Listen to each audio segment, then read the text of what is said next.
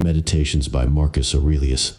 Book summary, key lessons, and best quote. Meditations is perhaps the only document of its kind ever made. It is the private thoughts of the world's most powerful man giving advice to himself on how to make good on the responsibilities and obligations of his positions. Trained in Stoic philosophy, Marcus Aurelius stopped almost every night to practice a series of spiritual exercises. Reminders designed to make him humble, patient, empathetic, generous, and strong in the face of whatever he was dealing with. It is eminently readable and perfectly accessible. You cannot read this book and not come away with a phrase or a line that will be helpful to you the next time you are in trouble. Read it. It is practical philosophy embodied. So, who was Marcus? A Roman emperor from 1601 to 1800 AD, Marcus practiced Stoicism and wrote about his own Stoic practice in his journals. It is worth remembering that Marcus is one of history's most exemplary leaders and one worth emulating in our own lives. Matthew Arnold, the essayist, remarked in 1863 that in Marcus we find a man who held the highest and most powerful station in the world, and the universal verdict of the people around him was that he proved himself worthy of it. Machiavelli considers the time of rule under Marcus' golden time, and him the last of the 5 good emperors. Machiavelli would also describe Marcus Aurelius as unassuming, a lover of justice, hater of cruelty, sympathetic and kind. Despite his privileges as an emperor, Marcus Aurelius had a difficult life. The Roman historian Cassius Dio mused that Marcus did not meet with the good fortune that he deserved, for he was not strong in body and was involved in a multitude of troubles throughout practically his entire reign. But throughout these struggles, he never gave up. He is an inspiring example for us to think about today if we get tired, frustrated, or have to deal with some crisis. And during those years of struggle, particularly while he was directing military campaigns, Marcus would write 12 books of his private journals, which is estimated to have been between 1700s and 1800s AD. They have become one of the most influential philosophy books in the history of the world. Meditations originally had no title and was written by Marcus Aurelius for his own benefit, not for an audience. And it's funny to think that his writings may be as special as they are because they were never intended for us to be read. Almost every other piece of literature is a kind of performance. It's made for the audience. Meditations isn't. In fact, their original title, Taeis Huton, roughly translates as to himself. It's for this reason that Marcus Aurelius's Meditations is a somewhat inscrutable book. It was for personal clarity and not public benefit. Writing down Stoic exercises was, and is also a form of practicing them, just as repeating a prayer or hymn might be. It is a book of short sayings, varying from a sentence or two to a long paragraph. It's not organized by theme. Certain ideas keep popping up throughout, indicating that he thought them the most important for him, and therefore us, to understand and incorporate into the way we live. The fact that Marcus goes to the same themes illustrates how much of Stoicism is essentially journaling and going over the same ideas. You need to constantly remind yourself of the standards you have set for yourself, who you aspire to be, and these are especially important when you come short. This is a book of actionable advice, and its teachings were meant to be practiced and used. When Marcus speaks of the certainty of death and how relatively soon it will come, he is not idly philosophizing. He's recommending that this fact advise our decision-making and how we view the events in our lives. Instead of theorizing about what we should do if either there is a guiding intelligence in the universe, or if everything is just atoms, he prescribes one viewpoint that typically follows Stoic thinking, and explains why both possible truths would lead to the same best actions and beliefs. The first book of Meditations consists of Marcus thanking the people who had a positive influence on his life, with a focus on those who instilled in him traits characteristic of a good Stoic.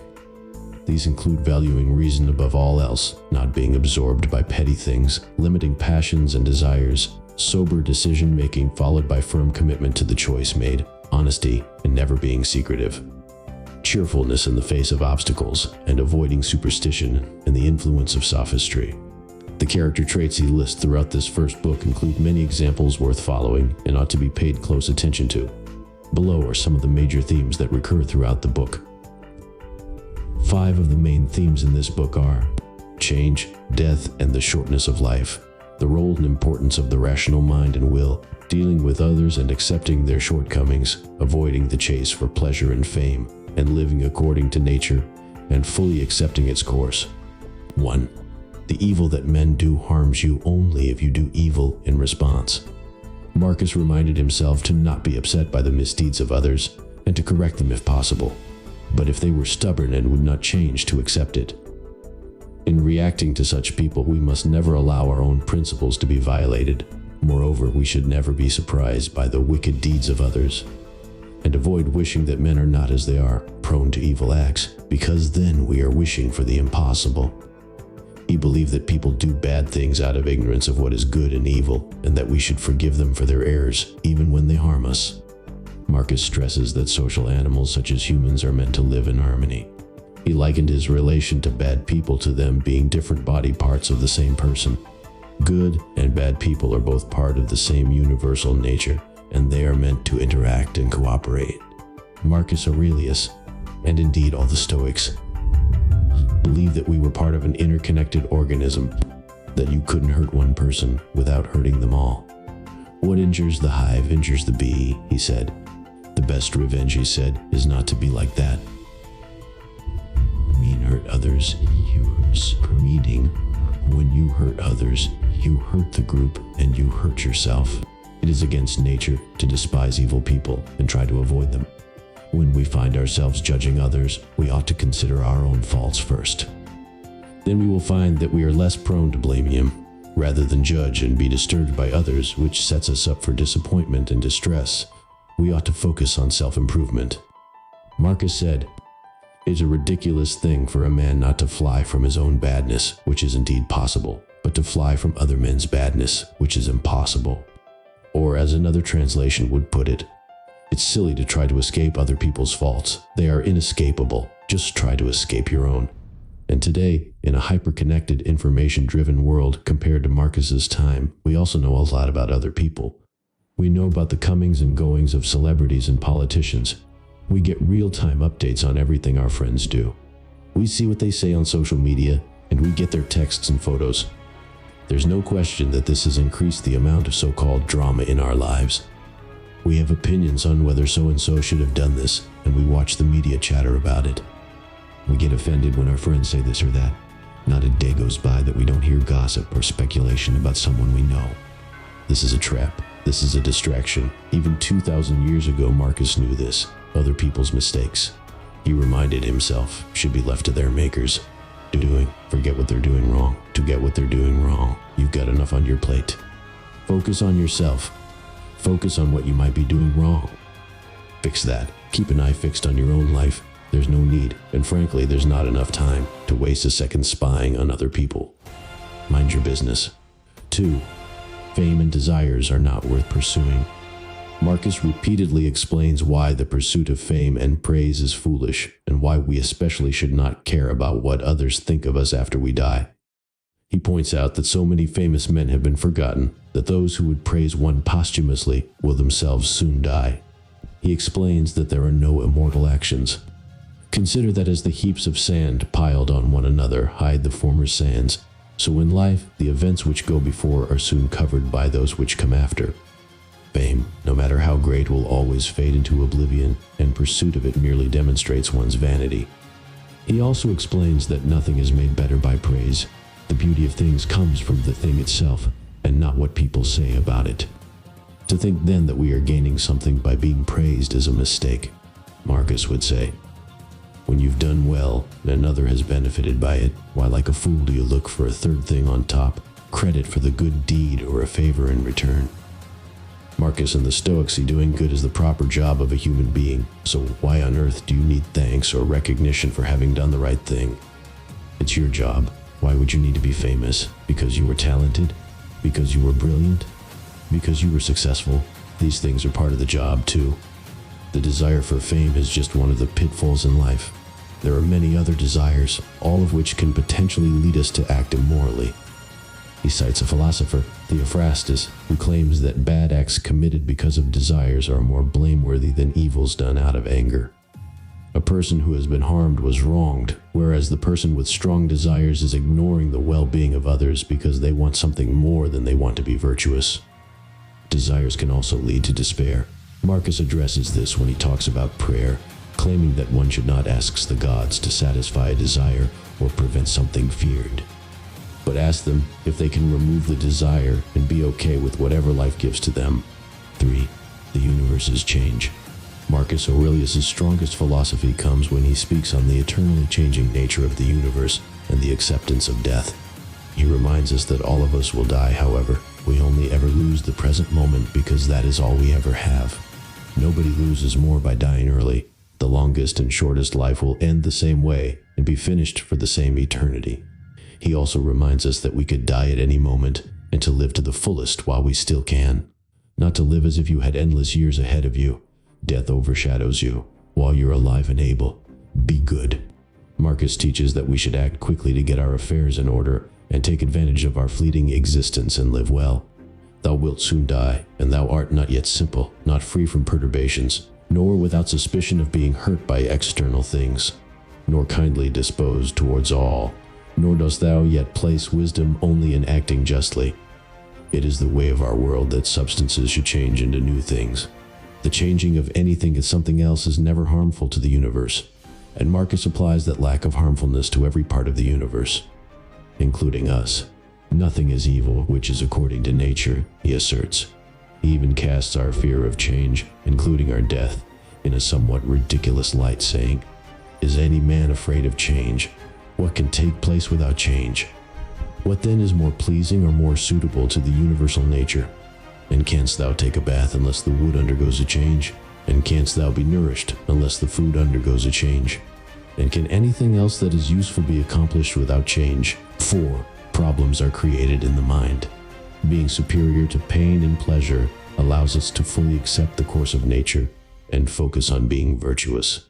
Our perceptions of events as troublesome are the real source of any unhappiness we experience, not the events themselves. Marcus believed that a person could immediately wipe any upsetting impressions from their mind and be at peace. He also recommended remembering the following whenever we experience anxiety. Let not future things disturb you, for you will come to them, if it shall be necessary, having with you the same reason which you now use for present things. If we don't let events make us worse people, we are never truly harmed by them. He explains it perfectly when he says, "Whatever anyone does or says, I must be good," just as if the gold, or the emerald, or the purple were always saying this. Whatever anyone does or says, I must be emerald and keep my color. Or as he put it in what would become one of the most emblematic quotes from Meditations, "Choose not to be harmed, and you won't feel harmed. Don't feel harmed, and you haven't been." Events can cause people to lose their cool and act immorally, but still they are not harmed by the events, but rather their reaction to them. And when it comes to problems, we find in Marcus a formula, an art known as turning obstacles upside down. As he would write, "Our actions may be impeded, but there can be no impeding our intentions or dispositions, because we can accommodate and adapt. The mind adapts and converts to its own purposes the obstacle to our acting." And then he concluded with powerful words destined for maxim. "The impediment to action advances action. What stands in the way becomes the way."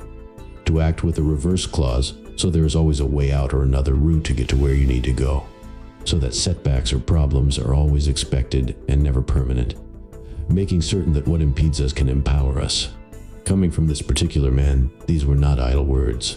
In his own reign of some 19 years, he would experience nearly constant war, a horrific plague, possible infidelity, an attempt at the throne by one of his closest allies, repeated and arduous travel across the empire, from Asia Minor to Syria, Egypt, Greece, and Austria, a rapidly depleting treasury, an incompetent and greedy stepbrother as co-emperor, and on and on and on. This is the quote that inspired the best-selling cult Stoic classic, "The Obstacle is the Way." It shows how some of the most successful people in history, from John D. Rockefeller to Amelia Earhart to Ulysses S. Grant to Steve Jobs, have applied Stoicism to overcome difficult or even impossible situations. 5. Your rational mind is your greatest asset. Marcus knew that our ability to reason is what sets us apart from the animals and is an important power that we must use to the fullest. He believed, like all Stoics, that our reason could be used to understand the universal reason present in nature, which would lead to agreement with it, even if events seemed harmful. Our rational minds have complete power over our opinions, and the mind only experiences suffering when it itself creates a desire for a specific outcome in life. Marcus, who had more control over his environment than most, was also the pen behind these lines. You have power over your mind, not outside events. Realize this, and you will find strength. Marcus teaches that our mind is a thing that controls itself completely and is separated from the world. It cannot be affected by events unless it makes itself be affected.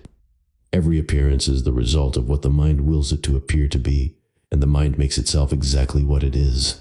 Since this is so, there is no reason we should not agree with nature, since nature has provided us with the means to rationally accept the course of events, no matter where they take us.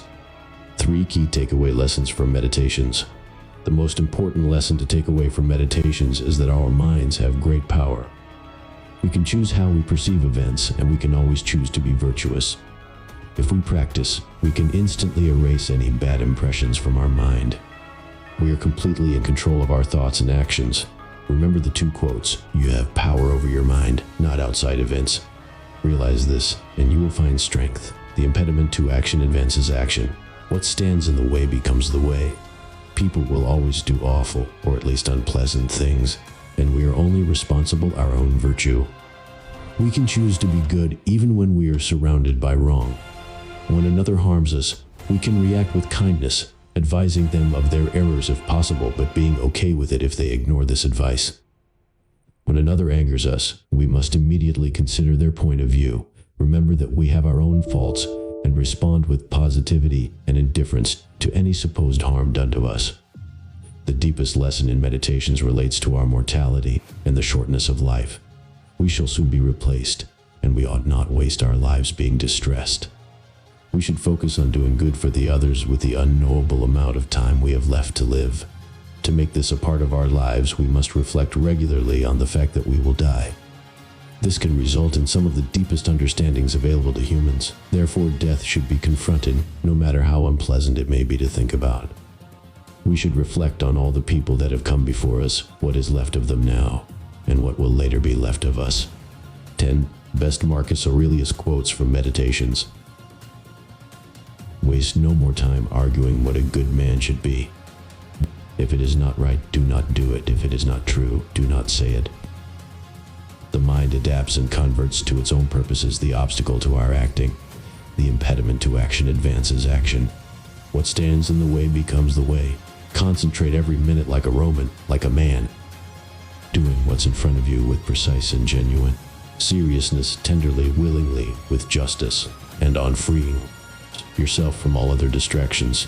Yes, you can, if you do everything as if it were the last thing you were doing in your life, and stop being aimless. Stop letting your emotions override what your mind tells you. Stop being hypocritical, self-centered, irritable. You see how few things you have to do to live a satisfying and reverent life. If you can manage this, that's all even the gods can ask of you.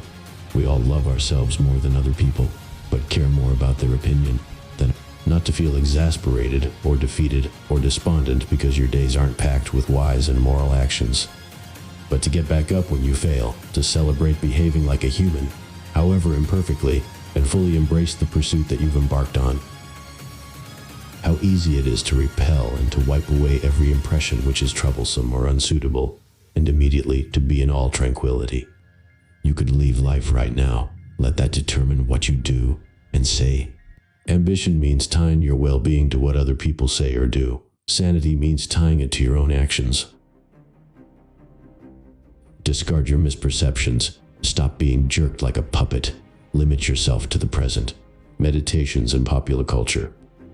Just as Frederick the Great reportedly rode into battle with the works of the Stoics in his saddlebags, so too did Marine and NATO Commander General James Mad Dog Mattis, who carried meditations with him on deployments in the Persian Gulf, Afghanistan, and Iraq. Bill Clinton reportedly reads it once a year, and one can imagine him handing a copy to Hillary after her heart-wrenching loss in the U.S. presidential election.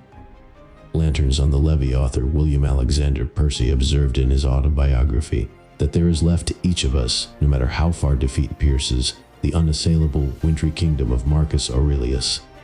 It is not outside, but within, and when all is lost, Theodore Roosevelt, after his presidency, spent 8 months exploring and nearly dying in the unknown jungles of the Amazon, and of the 8 books he brought on the journey, 2 were Marcus Aurelius's Meditations and Epictetus's Enchiridion.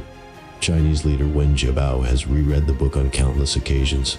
Marcus's writing also makes a prominent appearance in Steinbeck's East of Eden, in John Stuart Mill's On Liberty. And of course, many people know Marcus Aurelius from the popular film Gladiator, where he is the old and wise emperor at the beginning of the film, played by Richard Harris.